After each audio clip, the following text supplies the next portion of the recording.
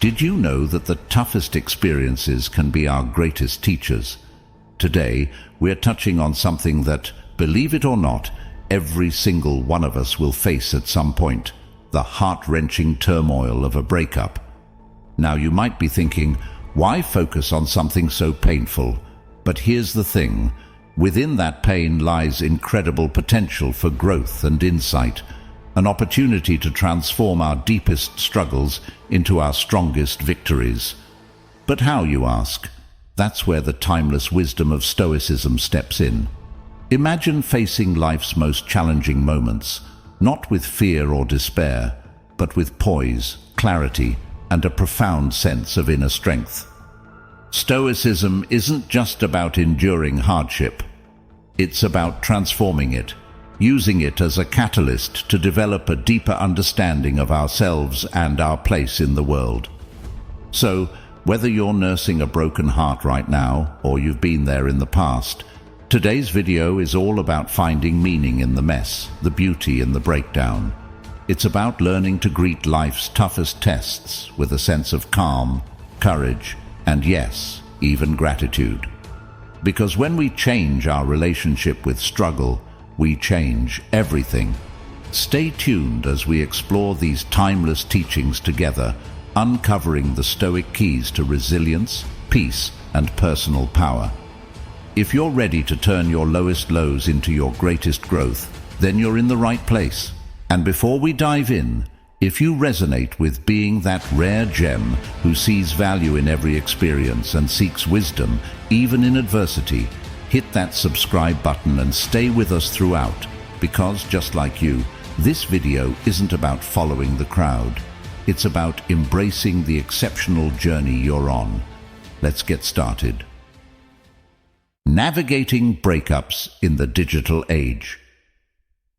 First off, let's talk about why breakups can feel so devastating. Imagine you've dreamed up a whole future with someone, your aspirations, adventures, the mundane moments, and the milestones. And then, in the blink of an eye, it's all off the table. You're not just losing a partner, you're losing a piece of the future you envisioned. That sense of loss, it's profound, disorienting, and downright painful. Now, let's add the digital age twist. In times past, out of sight, out of mind had some truth to it. You could part ways with someone, and unless you ran into them around town, they could fade into your past, allowing the healing to begin. But today, social media keeps us all on each other's radars, whether we like it or not. Just when you start to get your footing, a photo or a status update can yank you back to square one, stirring up all those raw emotions again. It's like the world's most unwelcome déjà vu. You're trying to move forward, but your ex's presence online keeps the past painfully present. Every new post or update can feel like a tiny betrayal, especially if it seems like they're moving on faster than you are. But here's where we turn the corner and find our path through this mess. Remember, healing isn't linear, and it's okay to feel all the feels. However, it's also crucial to set boundaries that protect your peace. That might mean unfollowing your ex, taking a social media hiatus, or curating your feeds to support your well-being. And you know what? This experience, as brutal as it may be, also holds a treasure trove of growth opportunities.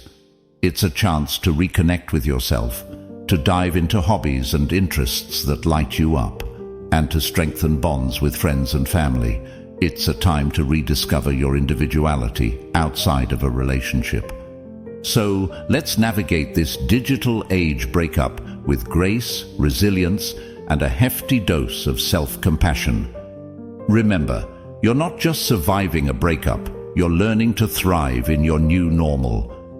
And through it all, you're not alone. We're here to unpack it, understand it, and ultimately grow from it.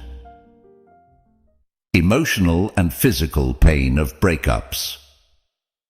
You know how when you're going through a breakup, it feels like more than just an emotional blow? It's almost as if your body is mourning right alongside your heart. That's because the connection between emotional pain and physical discomfort is real and profound. When we're in love, our brain floods with feel-good chemicals like dopamine and oxytocin. But when that love is lost, our brain goes into a sort of withdrawal, which can manifest as physical pain or discomfort. Now, about that study I mentioned, it sheds some light on how we all navigate the choppy waters of heartbreak. Participants were asked to detail their experiences, rating the intensity of both their emotional and physical pain post-breakup. The findings, quite illuminating. Women generally reported feeling the impact more acutely, experiencing higher levels of both emotional and physical pain. But here's a silver lining. They also tend to recover more wholly in the long run. Men, on the other hand, might seem to weather the storm with a bit more initial stoicism, but the study suggests they often retain the emotional baggage for a longer stretch. This isn't to say one gender has it worse, it's just different. And these differences are crucial in understanding our own healing processes and those of the people around us. So why is this important? Because recognizing the duality of pain in breakups, both mental and physical, can be incredibly validating. It reminds us that what we're feeling isn't just all in our heads, but a holistic body-mind reaction to loss. And knowing this, we can be kinder to ourselves, giving our bodies and hearts the care and time they need to heal. But how do we navigate this complex web of pain and recovery? Well, first off, it's about acknowledging your pain, giving yourself permission to feel it, and understand it's a natural response to loss. Self-care becomes paramount here. It's about finding healthy outlets for your emotions, whether through talking with friends, journaling, or even seeking professional help if the waves of grief feel too overwhelming to navigate alone. And remember, healing isn't a race or a competition. It's a deeply personal journey that unfolds in its own time. Whether you're the type to feel everything all at once, or you process pain in doses, it's all valid. What matters most is that you're moving through it, step by step, towards a place of understanding and eventually peace. Stoic wisdom on acceptance. Stoicism, an ancient philosophy that has stood the test of time, offers us profound insights into dealing with life's ups and downs. At its heart, Stoicism teaches us about the power of perception, the idea that it's not events themselves that disturb us, but the views we take of them. This perspective is hugely liberating, especially when we face things as emotionally charged as breakups. So you're going through a breakup, and it feels like your world is falling apart. Here's where Stoic wisdom can be a beacon of light. The philosophy encourages us to distinguish between what's in our control and what isn't. We can't control another person's thoughts, feelings, or decisions. Those are outside our realm of influence. What we do have power over are our own thoughts, reactions, and the steps we take next. Marcus Aurelius, one of the most revered Stoic philosophers, once said, "You have power over your mind, not outside events. Realize this, and you will find strength." These words remind us that even in the throes of heartbreak, we have the choice to seek inner tranquility and resilience. Instead of asking, "Why is this happening to me?" we can ask, "What can I learn from this? How can I grow?" But Stoicism doesn't mean we become emotionless robots. Far from it. Seneca, another Stoic heavyweight, acknowledged the importance of experiencing and processing our emotions. The key, however, is not to let them overwhelm us. It's about feeling the sadness, the anger, or the loss, then gradually letting these emotions go, not allowing them to define or consume us. Now, how does this tie into acceptance? Well, acceptance in Stoicism isn't about passive resignation. It's an active, empowering choice. It's about saying, "I accept that this relationship has ended.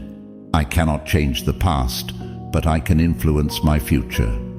This mindset frees us from the chains of wishing things were different and allows us to move forward with purpose and dignity. Epictetus, yet another Stoic sage, put it succinctly: "It's not what happens to you, but how you react to it that matters." This is the essence of Stoic acceptance, embracing life as it comes, focusing on our own agency, and cultivating inner peace despite external chaos. Let's not forget the wisdom of the broader world of Western philosophy and psychology, which echo these sentiments. Aristotle believed in the golden mean, the balance between excess and deficiency. Applying this to breakups, we find a balanced response, not wallowing in despair nor suppressing our pain, but navigating a middle path that acknowledges our hurt while moving us toward healing. Plato, with his emphasis on the ideal forms, might inspire us to see beyond the immediate pain and recognize the ideal form of our personal growth and resilience. And Carl Jung, a giant in the field of psychology, spoke about individuation, becoming who we truly are. A breakup, viewed through this lens, can be seen as a painful but necessary step toward becoming our most authentic selves. In all of this, the message is clear. While we can't control everything that happens to us, we have immense power over how we respond. By embracing Stoic wisdom, along with insights from Western philosophy and psychology, we can navigate the stormy seas of a breakup with grace, strength, and a deeper sense of self-awareness. Understanding emotional resilience. At the heart of avoidance. Let's start with a vivid image that most of us can relate to: trying to keep a beach ball submerged underwater. It takes constant effort, and no matter how hard you try, that ball wants to surface. Our feelings are much like that beach ball. We can push them down, distract ourselves, and pretend they're not there, but they have a way of rising up, often when we least expect it. This avoidance can manifest in many ways. Maybe we throw ourselves into work, numbing the pain with busyness.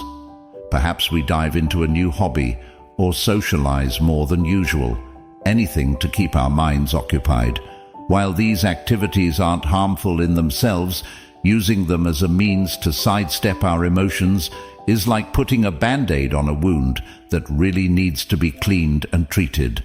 Now, let's bring some Stoic wisdom into this conversation. The Stoics, particularly Epictetus, taught that facing reality, no matter how harsh, is crucial for inner peace. He famously said, "We are not disturbed by what happens to us, but by our thoughts about what happens to us." When we avoid our feelings, we're not just dodging the emotions themselves, but also the thoughts and beliefs tied to them. By confronting these feelings head-on, we give ourselves the chance to process them, understand them, and eventually integrate them into our experience in a healthy way. Think about an animal caught in a trap. In its panic and desperation to escape, it might injure itself even more. When we're faced with emotional pain, our instinct might be to frantically look for an exit, any exit. But just like the trapped animal, our attempts to escape can lead to further harm. Instead of fleeing our emotions, we need to calmly and courageously face them, acknowledging their presence and working through them patiently. Stoicism also teaches us about the virtue of endurance. Marcus Aurelius, another Stoic philosopher and Roman emperor, wrote extensively about facing adversity with grace and strength. He advised us to meet challenges head-on, not with bitterness or avoidance, but with a steady and accepting heart. When applied to our emotional world, this means not shying away from painful feelings, but rather observing them, understanding their origins, and learning from them. Avoidance might seem like the easier path in the short term, but it's a deceptive one. It promises peace but delivers only temporary respite. The feelings we avoid are not just frozen in time, they evolve and can resurface more intensely. By confronting our emotions directly, we allow ourselves to process and heal.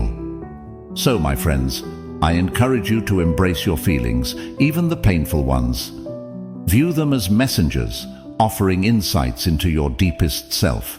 And remember that it's through facing our darkest moments that we often find our brightest growth. The Stoic approach to healing. In our modern, fast-paced world, there's this pervasive notion that if we're not constantly busy or racking up achievements, we're not making progress. Especially after a loss or a breakup, there's almost this unspoken pressure to bounce back quickly, to show the world that we're okay. But here's a thought-provoking nugget from Stoicism. Healing isn't about what's happening on the outside. It's not about how quickly you return to normal, how many new things you've taken up, or how many smiling photos you post on social media. Stoicism, a philosophy with deep roots in ancient Greek and Roman wisdom, offers us a different lens through which to view healing. It tells us that true healing is an inward journey. It's about revisiting our internal maps, the ones that define our understanding of ourselves and our place in the world. When we lose someone important, it's like a part of our map gets torn away.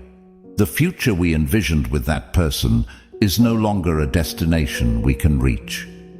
And here's where the Stoic wisdom really shines. Stoics like Marcus Aurelius, Seneca, and Epictetus remind us that we have the power to redraw our maps, to redefine our journeys without the person we've lost. They teach us that while we can't control what happens to us, we can control how we respond. In the context of healing, this means taking the time to understand our pain, to sit with it, and to gradually find our way through it.